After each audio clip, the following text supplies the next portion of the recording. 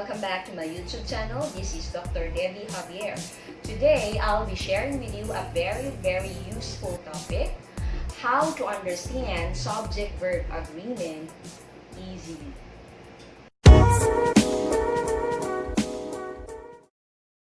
So, in terms of the topic subject-verb agreement, so there are only two general rules that we have to remember.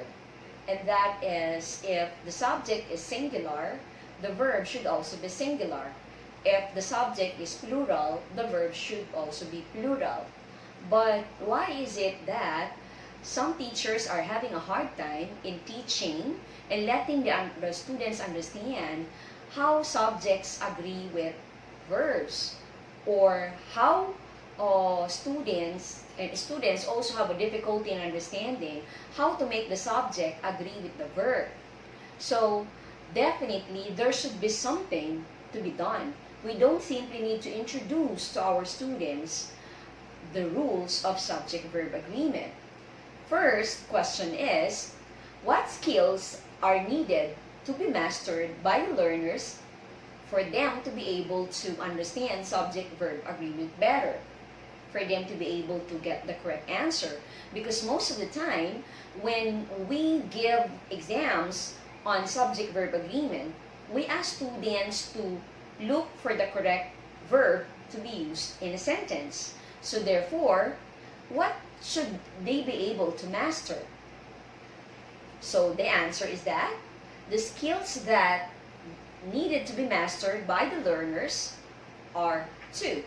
The first one, they should be able to understand how noun works in a sentence or pronoun works in a sentence. So they should be able to see the difference between a singular and a plural noun. It sounds very easy, right? So for example, a singular noun, we have boy, and then the plural is boys. Singular noun bag, and the plural is bags. So it's very easy. Singular noun, no S. Plural noun with S. How about for a verb? Singular verb is with the S form, and plural verb is the base form. So how are we going to match the two? So in the diagram, you will see that, for example, boy matches with the verb place, which is also singular. So singular noun and singular verb. Boy plays. How about the second one in the diagram? We have bag, which is singular, and then is cute, is also a singular description. Is a singular verb. And then we have bags. Bags is plural, so we have bags are cute. We should be able to inculcate in the minds of our students the differences on how noun works and how verbs work in a sentence. That should be the skill that they should be able to master. Next, what skills, the next question is, what skills should learners be equipped with? So I think this one is something that is missing in the classroom. This is something that we have forgotten to focus on. That is, how should we teach students to be able to locate the subject of a sentence? And why do they need to be able to locate the subject? Because when they know how to locate the subject, then they will definitely be able to identify the correct verb to be used in a sentence. Am I right? Okay. First, how do we define a subject? So a subject is, there are two descriptions. A subject is, first, the doer of the action, meaning to say, it refers to a person, someone who can do an action.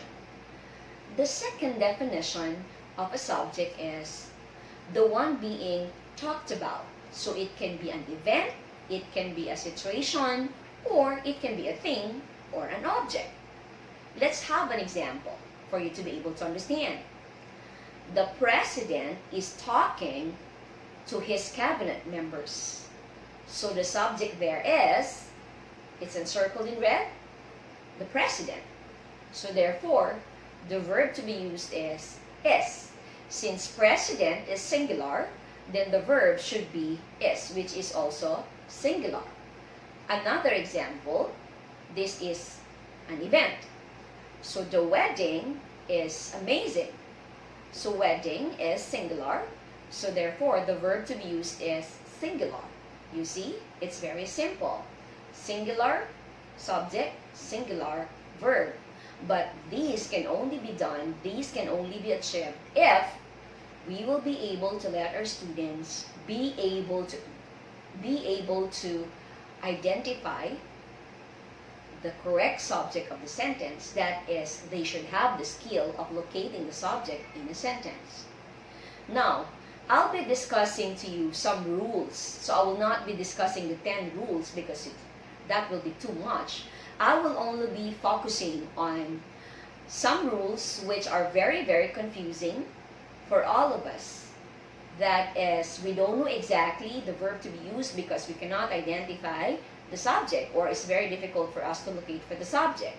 So rule number 1 that I'm going to discuss, two singular subjects connected by or, either or neither nor, require a singular verb.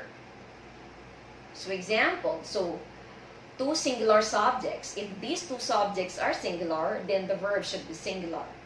So when they are connected by either or neither nor, if both are singular. So I think it's very easy to understand. So example number 1, either the girl or the boy is going to accomplish the task. So the subject there is girl or boy. So both are singular. So therefore, applying rule number 1, the verb should be is. And second example, neither the bank driver nor the teller comes on time. So both subjects are singular, driver and then the teller. So therefore, your verb should be comes, which is singular. Remember, in the previous slide, I told you that the S form of the verb is the singular verb. So this is now the application. Rule number 2. The verb in an either or neither nor sentence agrees with the subject closest to it. So what if one subject is singular and the other subject is plural? What should be the verb that you are going to use? And which subject should be considered?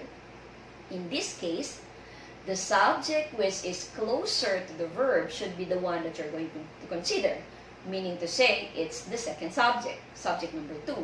So in sentence number 1, in the example, we have either the altar boys or the usherette is called by the priest.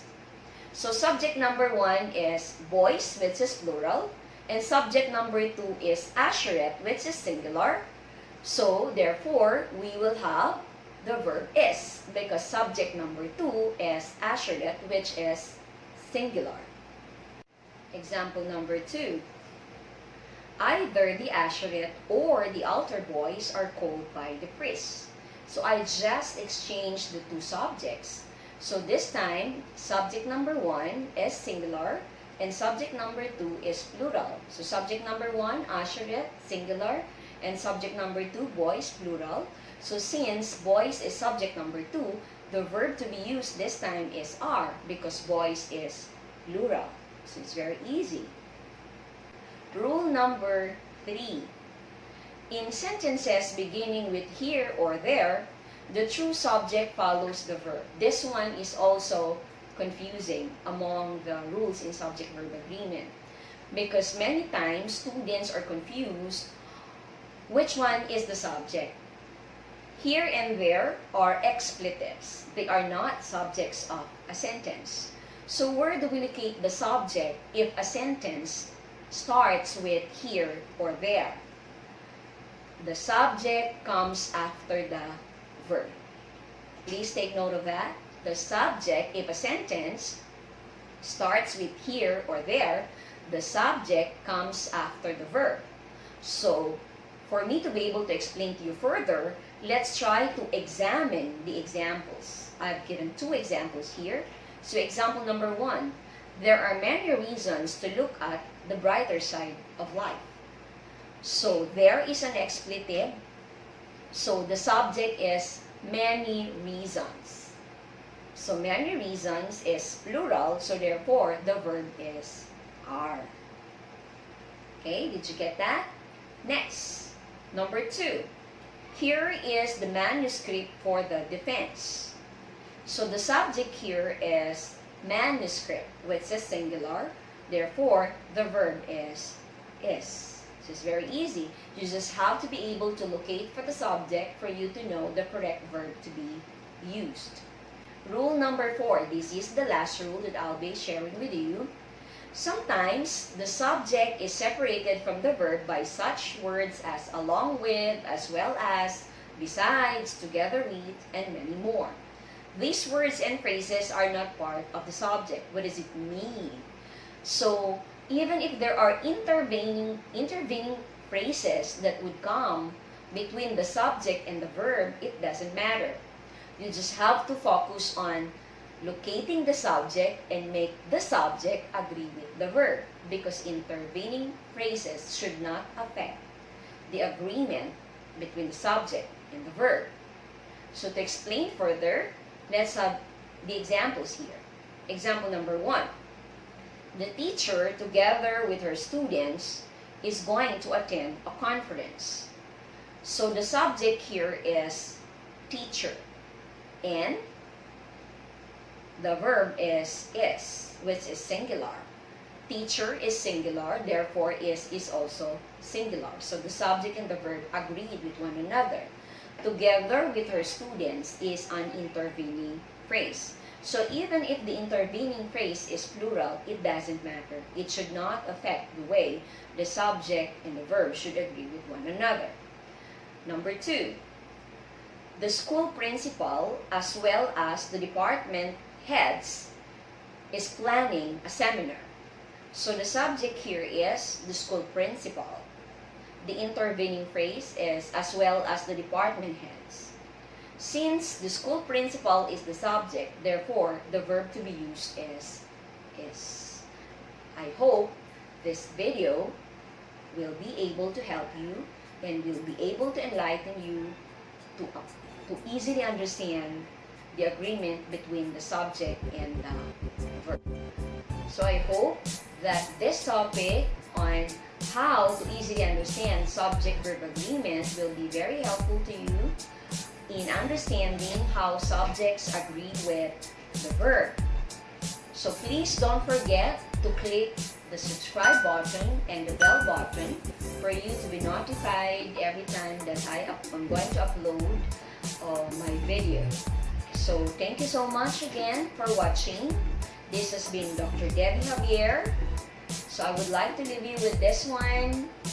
Happy teaching, SV agreement, and always be a blessing to others. Bye!